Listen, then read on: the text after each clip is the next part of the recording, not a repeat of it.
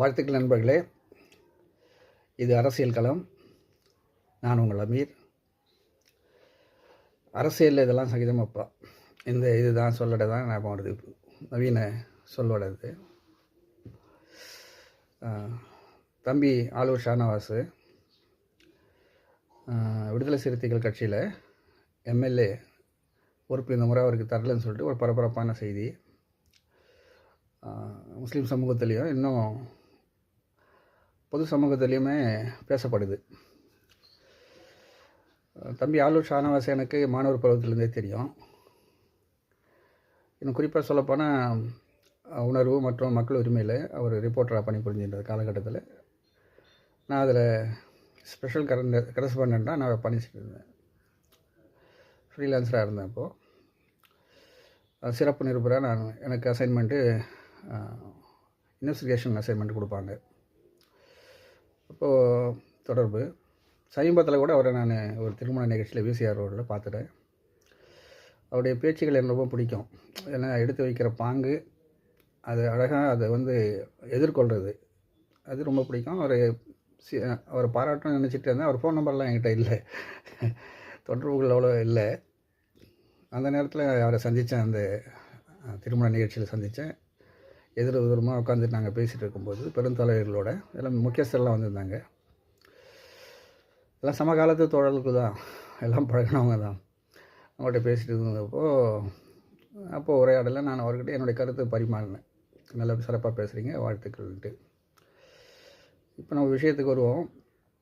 இது ஒரு பெருசாக கொண்டு போக வேண்டிய அவசியம் இல்லை. ஏன்னா பிடிஆருக்கும் இதுதான் நடந்துச்சு. சமீபத்தில் பிடிஆர் சிறப்பான முறையில் ஒரு மீடியாக்கள் எதிர்கொள்ளும்போது இதே தான் நடந்துச்சு. இவருக்கும் அப்படி தான் பண்ணாங்க. இப்போது தம்பி ஷானவாஸுக்கும் இதுதான் நடந்துச்சு. நான் நினச்சேன் இவர் 2-3 மாதத்துக்கு முன்னால் அவர் சிறப்பான முறையில் விவாதங்களில் கலந்துட்டு இருக்கும்போது அந்த கிளிப்ஸ் எல்லாம் எடுத்துகிட்டு அவர் பொழந்து கட்டினார், அவர் எதிர்கொண்டாருன்னு சொல்லிட்டு ஆச்சா போச்சான்னு சொல்லிட்டு எல்லாம் போட ஆரம்பித்தோடனே, ஆஹா இவருக்கு ஏதோ குழி வெட்டுறாங்க எல்லாம் சேர்ந்து அப்படின்னு சொல்லிட்டு தான் நான் நினச்சேன். அதை நினச்ச மாதிரியே நடந்து போச்சு. ஏன்னா தளபதிகள் முன் வரிசையில் வர்றதும் மக்கள் மத்தியில் புகழ் பாடப்படுறதும் யாரும் விரும்புகிறதே இல்லை. எந்த தலைவர்களும் விரும்புறதில்லை. காலித் பின் வலீதுன்னு சொல்லிட்டு இஸ்லாமிய அமைப்பில் ஒரு பெரிய தளபதி இருந்தார். அவர் சென்ற இடமெல்லாம் அவருக்கு வெற்றி தான். போரில் இறைவனின் வாளுன்னு சொல்லிட்டு ஒரு சிறப்பு பெயரால் அவர் அழைக்கப்படுவார். போகிற இடங்கள்லாம் வெற்றி. இதை தகர்க்கணும்னு சொல்லிட்டு, ஏன்னா இவரால் தான் இது அமைப்பு நிற்குதுன்னு சொல்லிட்டு ஒரு வந்துடக்கூடாதில்ல. அதனால் தலைவர் என்ன செய்கிறாருன்னா, நான் என்னுடைய நினைவு சரியாக ஹஜ்ரத் உமர் நினைக்கிறேன், ஜனாதிபதி உமர் அவர் தான் அவருடைய ஆட்சி காலத்தில் நினைக்கிறேன்.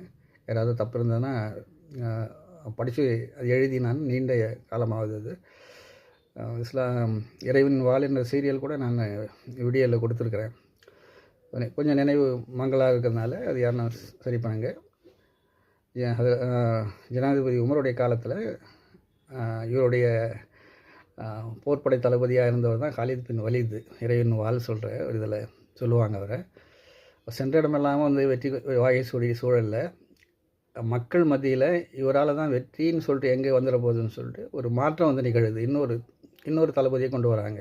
அந்த நேரத்தில் கூட அதே வீரம், அதே அர்ப்பணிப்பு, அதே ஈடுபாடோடு தான் வெற்றி கொண்டு மீண்டும் சாதாரண ஒரு போர் வீரனாகவே அவர் செயல்பட்டாலும் கூட அதே வீரன், அதே வெற்றி, அதே என்ன துணிச்சல், அதே தீர்க்கமான சிந்தனைகள், முடிவெடுக்கிறது, அதே நேரத்தில் தன்னுடைய தளபதிக்கு கீழ்ப்படுகிற பண்பு, இதெல்லாமே இருந்தது நம்ம பார்க்குறோம்.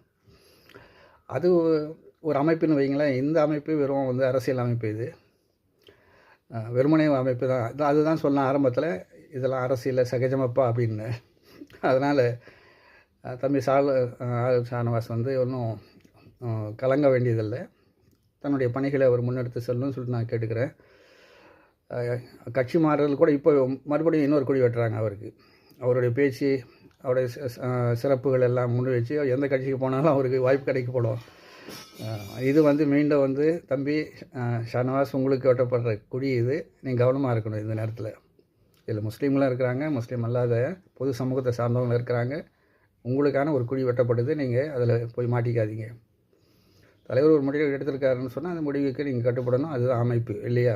உங்களுக்கு எனக்கு தெரியும். நீங்கள் படித்தவர் தான், இஸ்லாமிய இயக்கங்கள் சம்மந்தமாக அதில் இருந்து வெளிவந்தவர் தான் நீங்கள், அதனால் அது தெரியும். அதனால் ஏதோ இருக்குது இதில், அது உங்களுக்கு தான் தெரியும். நீங்கள் தான் அந்த மௌனத்தை கலைக்கணும், நீங்கள் தான் சொல்லணும், எங்களை மாதிரி ஆளுங்க மதியிலலாம் சொல்லணும். அதனால் இதை கேட்காதீங்க, நாங்கள் சொல்கிறதெல்லாம் கேட்டிங்கன்னு சொன்னால்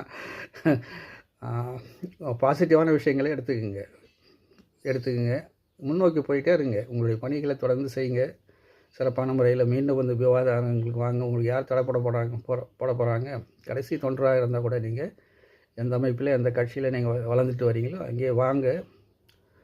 காலம் தீர்மானிக்கும் எங்கே போகணும்னு சொல்லிட்டு நீங்கள் முடிவெடுப்பீங்க. அப்புறம் பிறகு சுயமாகவே நீங்கள் முடிவெடுப்பீங்க. யாராவது புஷ் பண்ணால் தயவுசெய்து அதில் முன்னே போயிடாதீங்க. எந்த உந்துதல்லையே நீங்கள் அதே திடமாக நிற்கிறத தெரிஞ்சுக்கிங்க, நிற்பீங்கன்னு நினைக்கிறேன் நான். ஏன்னா லேசாக புஷ் பண்ணி விட்டோன்னு நீங்கள் அந்த கட்சி இந்த கட்சின்னு சொன்னால் எந்த கட்சியில் போனாலும் இதே தான். நான் சொன்னேன் இல்லையா, பிடிஆருக்கும் இது தான் நடந்தது.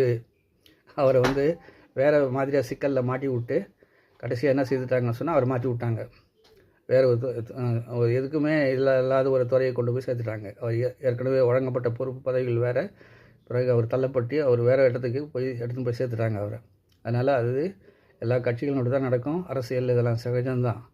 அதில் மீண்டும் சொல்லிக்கிறேன், நீங்கள் இருக்கிற இடங்கள்லேயே வந்து ஆழமாக இருங்க, இன்னும் வந்து தீர்க்கமாக சிந்திங்க. சமூகத்துக்கு என்ன பணிகள் செய்யணும் அப்படின்னு சொல்லிட்டு நீங்கள் சார்ந்து இருக்கிற சமூகம், பொது சமூகம் என்ன செய்யணும்னு சொல்லிட்டு நீங்கள் தீர்க்கமாக முடிவோடு நீங்கள் நகர்ந்துட்டு போங்க. இல்லைன்னா என்ன, எங்களை மாதிரி லட்சக்கணக்கான மக்கள் வந்து உங்களுக்கு பின்னால் நிற்பாங்க. எந்த கட்சி சார்ந்தவங்க சாராதவங்க அதெல்லாம் கிடையாது. யார் நல்லது செய்கிறாங்களோ, யார் வந்து நன்மைக்காக தன்னுடைய எழுத்தால் வாயால், அதை வாயால்னா சொல்லால், இன்னும் வந்து அதிகாரத்தால் வந்து போராடிட்டு இருக்காங்க, அவங்க பின்னால் ஒரு கூட்டம் எப்போவுமே திரண்டு நிற்கும். அதில் நானும் உங்களுடைய ரசிகன் தான். அதனால் நீங்கள் தொடர்ந்து நில்லுங்க, போராடிக்கிட்டே இருங்க இருக்கிற இடத்துல. அதனால் யார் சொல்கிறதையும் கேட்காதீங்க. மௌனம் நீங்கள் தான் கலைக்கணும். என்ன நடந்தது நீங்கள் தான் சொல்லணும். சொல்ல வேண்டிய விஷயங்களை மட்டுமே சொல்லணும்னு சொல்லிட்டு நான் கேட்டுக்கிறேன். வாழ்த்துக்கள். மீண்டும் வந்து வளர்ச்சியை நோக்கி நீங்கள் போக, சளைக்காமல் போக என்னுடைய பிரார்த்தனைகள். நன்றி நண்பர்களே. இறைவன் நாடினா இன்னொரு காணொலியை சந்திப்போம்.